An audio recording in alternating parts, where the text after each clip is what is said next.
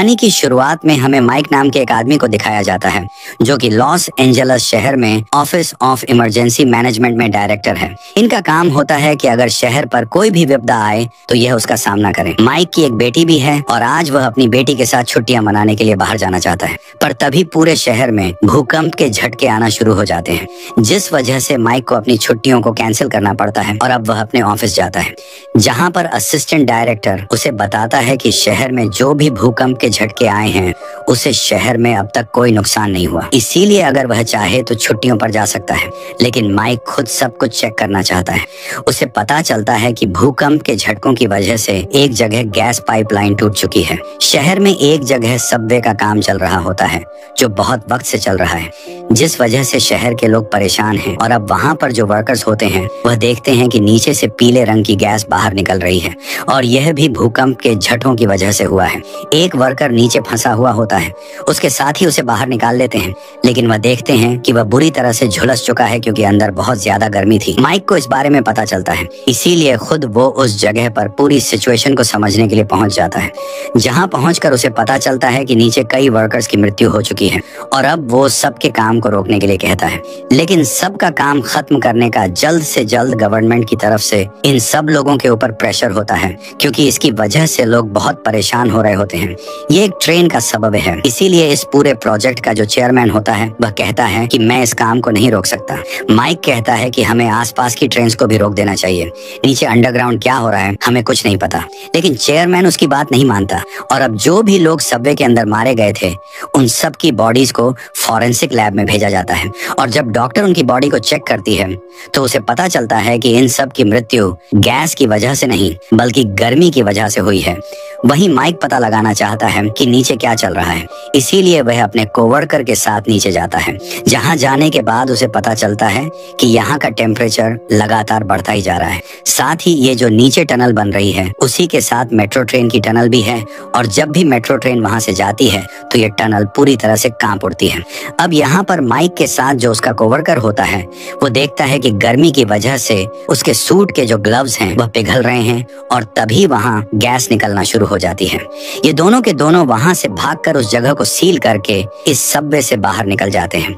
Mic को समझ में आ चुका है कि जल्दी कोई बहुत बड़ा खतरा आने वाला है, इसीलिए वह चेयरमैन से कहता है कि हमें मेट्रोस को बंद करना होगा, पर चेयरमैन उसकी बात नहीं मानता। वो उसे एक जियोलॉजिस्ट से मिलवाता है जिसका नाम एमी होता है और अब वो एमी को अपने साथ पार्क में लेकर आता है, जहाँ एमी कुछ रीडिंग्स लेती है और रीडिंग्स लेने के बाद वो माइक को बताती है कि शहर के नीचे जो जमीन है वह पूरी तरह से अनस्टेबल है। ऐसा लग रहा है जैसे नीचे से लावा बह रहा हो, पर उसकी बात पर माइक को विश्वास नहीं होता और एमी भी अपनी बात पर पूरी तरह से श्योर नहीं है, इसीलिए एक दूसरी साइंटिस्ट के साथ नीचे टनल में जाती है ताकि वह और भी सैंपल्स को कलेक्ट कर सके।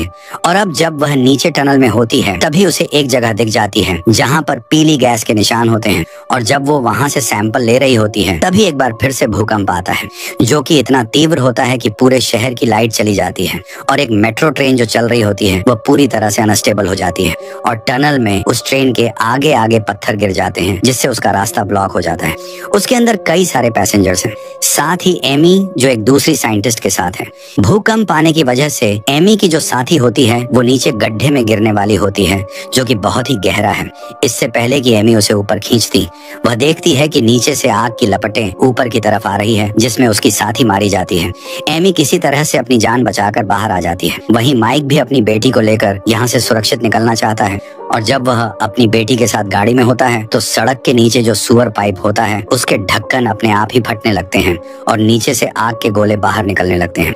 दरअसल ये सब कुछ लावे की वजह से हो रहे हैं। एमी ने जो कुछ कहा था वह बिल्कुल सही था।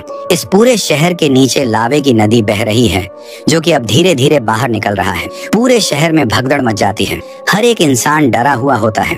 शहर में जितनी भी दुकानें होती हैं लोग उन्हें लूटना शुरू कर देते हैं, जिसमें एमी का सूट और उसका सामान भी लोग लूट कर ले जाते हैं। माइक की गाड़ी भी फंस चुकी है और तभी माइक वहाँ पर डॉक्टर को देखता है जो एक जख्मी फायर ब्रिगेड के ड्राइवर को बचाने की कोशिश कर रही होती है। माइक अपनी बेटी से कहता है कि तुम कार से बाहर मत निकलना और खुद वह डॉक्टर के पास जाता है और अब जमीन के अंदर से लावे का सैलाब बाहर निकलना शुरू हो जाता है और वो माइक की कार की तरफ बढ़ रहा होता है जिसमें उसकी बेटी है।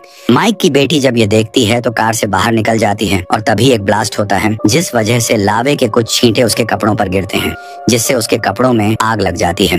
पर माइक वहां पहुंचकर अपनी बेटी के कपड़ों से आग बुझाकर उसे लेकर वहां से निकलने में कामयाब हो जाता है, जिसके बाद वह अपनी बेटी को डॉक्टर के पास ले जाता है क्योंकि अब वह अपनी गाड़ी से ड्राइवर को हॉस्पिटल ले जाना चाहती है जो बुरी तरह से जख्मी है।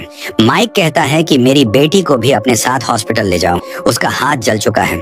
डॉक्टर उसकी बेटी को अपने साथ लेकर वहां से निकल जाती है, जिसके बाद माइक अपने डिपार्टमेंट में कॉल करता और कहता है कि जितने भी एम्बुलेंस और फायर ब्रिगेड्स हैं उन सबको इस जगह पर भेज दो, यहाँ पर लोगों की जान खतरे में है। अब इस जगह पर एमी भी पहुंच जाती है। चारों तरफ लावा फैल रहा होता है, ये किसी भी तरह से लावा को रोकना चाहते हैं। साथ ही हेलीकॉप्टर से बहुत सारी न्यूज वाले इस पूरी जगह को रिपोर्ट कर रहे होते हैं, वह लोगों को इन्फॉर्म कर रहे होते हैं कि लावा शहर के किस तरफ बढ़ रहा है। वहीं अब माइक देखता है कि एक आदमी जो कि बेहोश पड़ा है उसकी तरफ लावा बढ़ रहा है। वह और एमी उसकी जान बचाने के लिए उस तक पहुंच जाते हैं और उसे खींच कर लावे से दूर ले जाते हैं। पर जल्द इन दोनों को एहसास होता है कि अब इनके चारों तरफ लावा है, जल्दी उसकी चपेट में आ जाएंगे। पर इससे पहले कि इनके साथ ऐसा होता, वहां पर फायर ब्रिगेड की गाड़ी आ जाती है जो इन तीनों को बचा लेती है। और अब दूसरी तरफ हमें मेट्रो ट्रेन की टनल को दिखाया जाता है जहां पर अब लावा भरना शुरू हो गया है।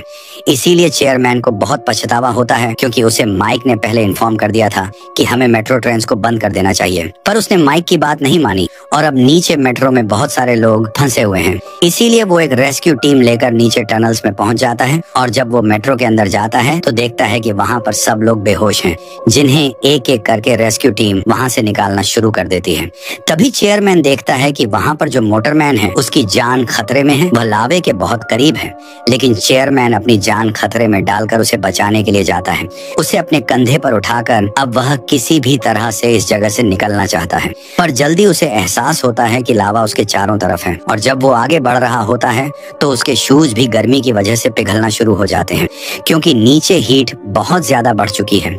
किसी तरह से वह मोटरमैन को दूसरी तरफ फेंक देता है, पर खुद वह लावे की चपेट में आ जाता है जिससे उसकी मृत्यु हो जाती है। उसने अपनी जान देकर मेट्रो के सभी लोगों को बचा लिया। दूसरी तरफ हमें दिखाया जाता है कि एमी बॉल से यह पता लगाती है कि अब लावा किस तरफ बढ़ेगा, जिसके बाद वह माइक के साथ मिलकर एक प्लान बनाती है कि किसी भी तरह से पूरे लावे को एक जगह रोककर ऊपर हेलीकॉप्टर से उस पर पानी डालेंगे ताकि पूरे लावे को ये ठंडा कर दें। और अब ये अपने प्लान के मुताबिक सीमेंट के बहुत सारे बैरिकेड्स को लगाते हैं और जब लावा उनसे टकराता है तो वो एक जगह इकट्ठा हो जाता है, जिसके बाद बहुत सारे हेलीकॉप्टर से उसके ऊपर पानी डाला जाता है। पानी की वजह से लावा ठंडा हो जाता है और अब सब के सब बहुत खुश हो जाते हैं क्योंकि इन्होंने बहुत ही बहादुरी और दिमाग से लावे को रोक लिया। पर एमी को अब भी शक होता है, उसे पता है कि लावे को रोकना इतना आसान नहीं है। सीरियो मेट्रो ट्रेन की टनल में जाकर वहां की रीडिंग्स को चेक करती है। उसे पता चलता है कि अब भी शहर के नीचे से लावा बहुत स्पीड से फ्लो हो रहा है जो कभी भी ब्लास्ट हो सकता है। और अब वो माइक को फोन करके बताती है कि हमने खतरे को टाला नहीं है, बल्कि हमने एक जगह खतरे को रोका है, पर खतरा अब भी ज्यों का त्यों है। लावा जैसे टनल के अंत में पहुंचेगा एक बहुत बड़ा ब्लास्ट होगा। इसके बाद एमी माइक के पास पहुंच जाती है। ये दोनों के दोनों एक कैमरा को सुअर के पाइप से नीचे टनल में डालते हैं और तब ये देखते हैं कि लावे का एक सैलाब इन्हीं की तरफ बढ़ रहा है, जिस वजह से वहां पर एक ब्लास्ट हो जाता है। ये दोनों के दोनों बस तो जाते हैं, पर अब इन्हें यकीन हो चुका है कि पूरे शहर की जान खतरे में है और सबसे पहला ब्लास्ट हॉस्पिटल के पास होगा क्योंकि टनल का एंड हॉस्पिटल के पास ही है। इसीलिए असिस्टेंट डायरेक्टर को कॉल करता है और कहता है कि वहां से सभी पेशेंट्स को हमें निकालना होगा। पर इतने कम समय में इतने सारे जख्मी लोगों को वहां से निकालना पूरी तरह से असंभव है। आधे घंटे में ब्लास्ट हो जाएगा क्योंकि लावे की स्पीड बहुत तेज है। और अब ये उस जगह पहुंच जाते हैं जहां पर माइक को हॉस्पिटल के सामने एक 22 फ्लोर की बिल्डिंग दिखती है। वो प्लान बनाता कहता है कि हम इस बिल्डिंग को ब्लास्ट कर देंगे और जब इसका मलबा सामने आ जाएगा लावे के बहने की डायरेक्शन बदल जाएगी। सामने समंदर है, पूरा का पूरा लावा समंदर में चला जाएगा। माइक का यह प्लान एमी को भी बहुत अच्छा लगता है और अब यह उसकी प्लानिंग करना शुरू कर देते हैं। माइक अपनी टीम को बिल्डिंग के अंदर ब्लास्ट करने के लिए भेजता है। साथ ही वह एमी से कहता है कि तुम हॉस्पिटल के अंदर जाओ और मेरी बेटी को ढूंढकर वहां से बाहर ले आना। वो अपनी बेटी की फोटो एमी को देता है, लेकिन एमी जब अंदर जाती है तो वहां पर बहुत ज्यादा भीड़ होती है जिसमें उसे माइक की बेटी कहीं नहीं मिलती। वहीं माइक की टीम को दिखाया जाता है जो बिल्डिंग के अंदर जाते हैं और जब वह वहां पर बॉम्ब्स को सेट कर रहे होते हैं तभी एक बार फिर से भूकंप आता है जिस वजह से वहां अंदर 2 लोग फंस जाते हैं। साथ ही अब इस जगह तक लावा पहुंच चुका है, जल्दी इन्हें ब्लास्ट करना होगा। वो दोनों अपना सैक्रिफाइस करके इस जगह को ब्लास्ट कर देते हैं जिससे बिल्डिंग गिर जाती है और तभी माइक देखता है कि सामने एक छोटा बच्चा है, उसके पीछे उसकी बेटी भी होती है। लावा उनकी तरफ बढ़ रहा होता है। माइक किसी तरह से अपनी बेटी को और उस बच्चे को बचाकर वहां से निकाल लेता है और अब वहां पर एक लावे का ब्लास्ट होता है जिस वजह से पूरा का पूरा लावा बाहर निकलना शुरू हो जाता है। पर बिल्डिंग गिराने की वजह से इन लोगों ने लावे के रास्ते को बदल दिया है।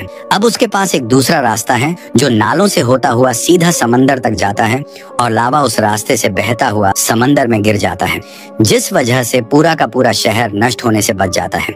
जल्दी इस जगह पर बारिश होना शुरू हो जाती है जिससे सब के सब खुश हो जाते हैं क्योंकि आज माइक की वजह से पूरा का पूरा शहर बच गया। एमी माइक से कहती है कि अगर तुम्हारी जगह मैं इंचार्ज होती तो शायद मैं यह कभी नहीं कर पाती। तुमने इस पूरे शहर को बचा लिया